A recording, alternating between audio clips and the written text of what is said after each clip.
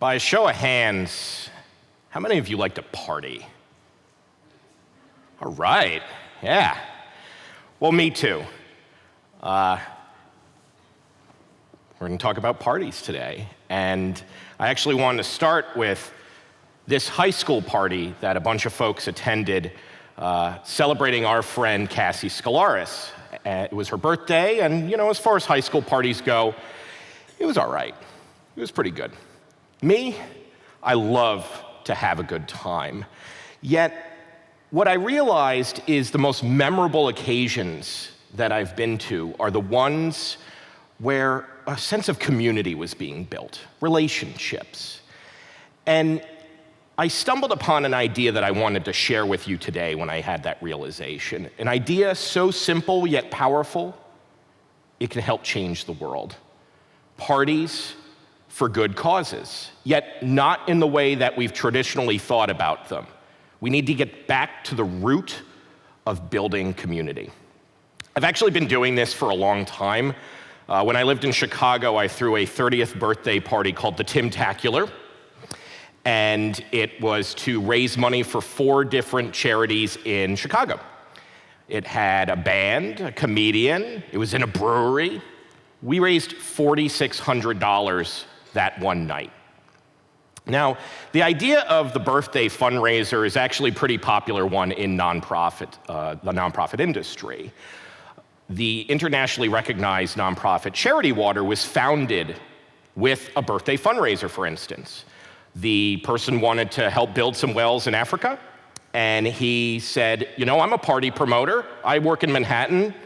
Let's try this. And he raised $15,000 for his birthday to start that organization.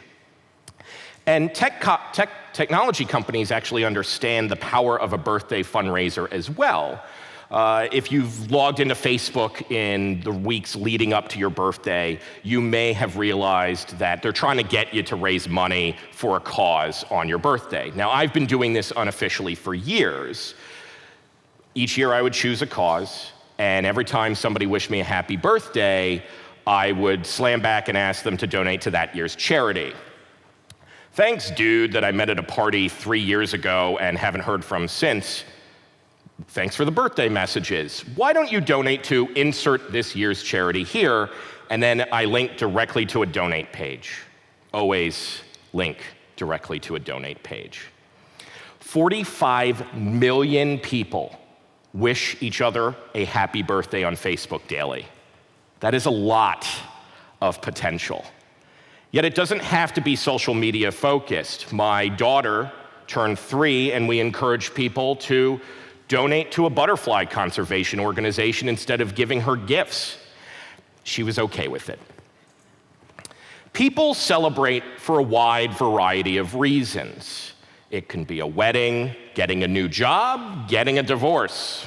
If there's a reason, somebody's going to find a way to break open a bottle of champagne.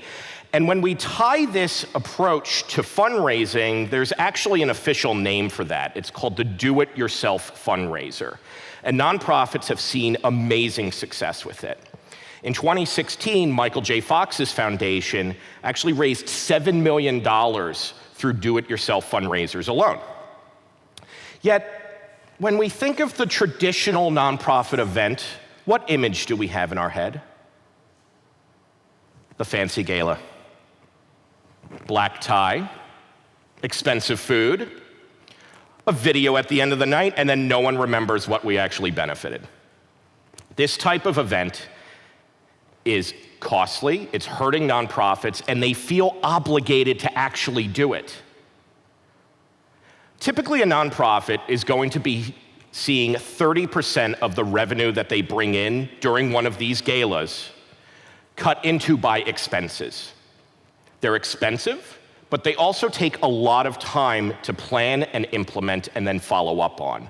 Furthermore, they actually don't help with the primary point of what a nonprofit does, which is getting people invested in a mission. The industry average for donor retention rate in the nonprofits sector is about 46%, which means that over half of the donors giving to a charity this year will not be back next year. An event attendee attendance, typically even worse. This also impacts how we structure nonprofit jobs themselves. 86% of nonprofit professionals feel that they are performing duties outside of their official job description. And many entry-level jobs in the nonprofit industry are saddled with event planning tasks. Now, when we get into these types of things, it's important to remember that nonprofits are really struggling, so we need to also center our discussions on where we come from, too. It's about where we are today. And for me, I actually went to school here and am a proud NFA graduate of 2000. And so, that was, thank you, pandering. So, for me, actually, who I am today was really influenced by being here. And in turn, it's important to understand that nonprofits are going to be a major force of revitalization for a community like Newburgh. So if we think about the nonprofit industry in New York State, it actually employs the largest amount of people in the nation. Nonprofit employment in New York counts for over 18% of the entire state's workforce. In the Hudson Valley alone, by 2024, we're going to see job growth in the educational services field by over 9%. Museums and cultural institutions by over 20%, and health and social service organizations will see job growth by over 22%. In Newburgh itself, we're going to see job growth actually outpace the national average. That's exciting. Yet when we look at job site Indeed.com today, of the nonprofit positions available in Newburgh, about a third of them are listing event-related duties. What this means is that we're going to continue to be throwing people who have an optimistic view of life continually into a meat grinder. And we need to stop that. So how can we do that? I know that's a little dispiriting, so what can we do? First, the gala, the black tie needs to die. The black tie needs to die. These types of events only benefit the very largest nonprofits that have millions of dollars in marketing money. We need to stop prioritizing these types of events. They do not help the average nonprofit in a community like Newburgh. Second, we need to celebrate as donors mission-focused nonprofits. A great example that actually we're going to hear from later on is David Lionheart and the Play for Your Freedom Foundation. Every event that they do is a pure articulation of the mission that they have, which is empowering veterans through the medium of sports. It doesn't matter what nonprofit you are. If you are a health organization, then look toward fun runs and 5Ks. If you're a theater group, performances are a good start. No matter what, make it mission-focused. Third, we need to actually empower the supporters of nonprofits with the right tools. Do-it-yourself fundraising is the fastest growing industry when it comes to nonprofit revenue. That's really exciting, but we want to make sure that people feel comfortable with doing these types of things. Not everyone has to do the Timtacular, but they should feel empowered to merge their passion with their purpose.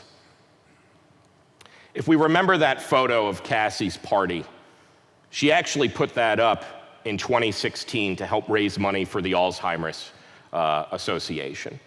And she tagged folks, she started a conversation and raised thousands of dollars for her cause.